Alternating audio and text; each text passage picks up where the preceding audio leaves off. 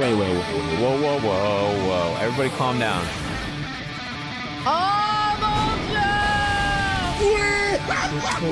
It's so weird! We're getting a Mario fighting game, are you kidding me? Game looks phenomenal! I want to play this game so bad. I feel like we've been here before. Have we been here before? This is ridiculous. It's that choppy animation, like he's gonna be killer. Oh god! Oh my god, that's yellow and blue, dude. That's that world. Tune set. Tune set. Take my money. Oh my god, this is happening again. It's 2019. Thousands of people are gathered at Evo, watching the fights of the different games from Super Smash Bros. Ultimate to Street Fighter V and DBC Fighters. The venue is packed and the energy is incredible. There, Riot Games drops what it seems at the time one of the biggest announcements in fighting games history. This has been eluding him for so long. Last year he reset the bracket. Sonic Fox flushed it out. Oh my God! Clean sweep. 3-0. Oh, Papa. Blue got the moving.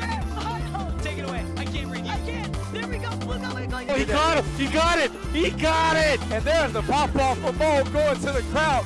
New York in the building. What's up? The NLBC hopefuls putting the work in. Twixie's going to take it like a champ with a smile on his face. There's the handshake. No smile after that, though. Here, he wins. In the front. Jumps into it. Going. He makes it.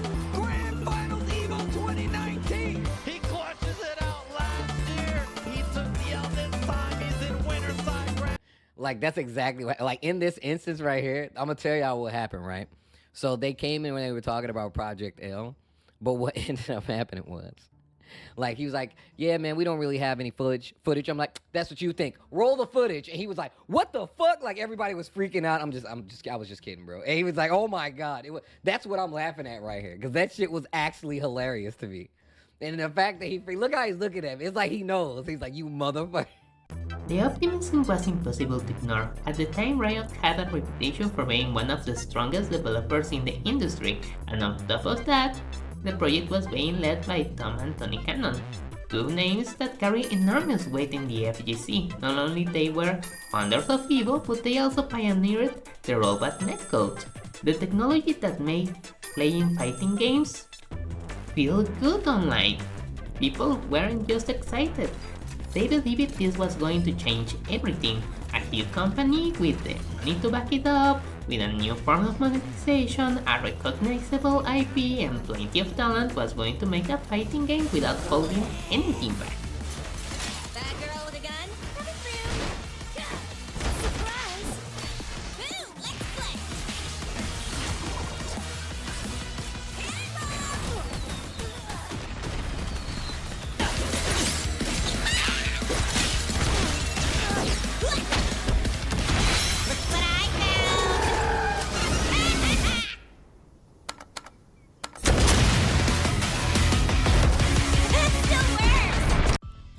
Then Project L disappeared for a while. For years we heard almost nothing. Eventually Riot began releasing small updates, showing off the gameplay, the visual style, and bits and pieces of the systems of the game. Every update reignited the excitement. Slowly but surely the community began building expectations again. Project L became 2XKO. Alpha tests started, character showcases became regular events, and the roster discussions exploded across social media. The hype was back. Recently, Riot Games announced that they finally have a name for their fighting game, being 2XKO. That is a stupid name and I hate it. Along with news that they're going to be giving us more information over the course of this year. With this big info dump and promise of news, there is one question on everyone's mind. Do you think the Cannon brothers casually swap their names back and forth to see if you notice? Also, who's going to be in the 2XKO roster at launch? So I decided I should throw my hat into the ring. Ah, right.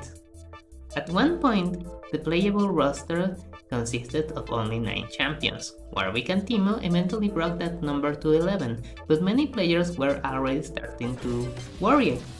Certain characters dominated the early meta, balance issues became more and more apparent, and the developers had to shift their focus towards polishing the game for mechanics instead of simply adding more content. Then came the layoffs. Just as excitement was beginning to recover, the news poured cold water all over the community's optimism. Thankfully, things seem to have recovered since then. New game modes have been revealed, 3 more characters have joined the roster, 2 more to come, and overall the game's future looks much healthier than it did months ago, but 2x KO isn't unique. We had seen this same exact cycle repeat itself with many games like Invincible vs, Marvel Token, 2x KO, and many others. Every announcement generates massive excitement. Every reveal convinces people that this is the game that is finally going to save the fighting game community. And then the first controversy happens. Maybe it's a questionable mechanic, maybe it's the balance, maybe it's the launch roster, maybe the online experience isn't polished enough, maybe there is a lack of content. And to be fair, many of those criticisms are justified, but maybe it's time we stop expecting every new fighting game with a big IP to save the FGC, because the truth is, no game is going to do that. The arcade era is over. For most people, there is no longer a line of players waiting to challenge the strongest person in the room. That social environment simply doesn't exist anymore outside of tournaments and dedicated locales. Gaming itself has changed. If you're playing online with friends who have jobs, family, and or kids or other responsibilities, you're probably going to pick something everyone can jump into together. A party game, a co-op game, or friends club. Something where nobody has to spend hundreds of hours learning execution before they can start having fun at the game. How well paying is that eating at McDonald's? Did the price go up while I was doing this video? Streaming has changed too. If you're a content creator, would you rather play a game that demands your full attention every second, or one that gives you downtime to chat with your audience while farming minions, looting equipment, rotating, or exploring around the map rather than simply waiting for the next match? Fighting games ask for constant concentration. That's one of the things that makes them great, and also one of the reasons they'll probably always remain a niche genre. And honestly, that's okay, not every game has to dominate Twitch or break player records. The FGC has survived because of the people who genuinely love these games, not because they were the biggest games in the world. Instead of waiting for the next blockbuster to magically revive the genre, maybe our focus should be in something much simpler. Welcome new players, help someone who's struggling with the combo, teach a beginner how to anti-air, encourage people to affect their fields local, celebrate the little accomplishments the new players get when learning the game. Little by little, that's how communities grow. And finally, learn to love hating and complaining about the games you love.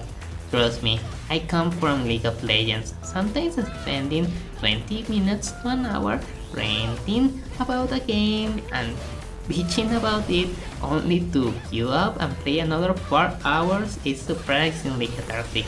Thanks for listening to my ramblings. Over out. Bye bye.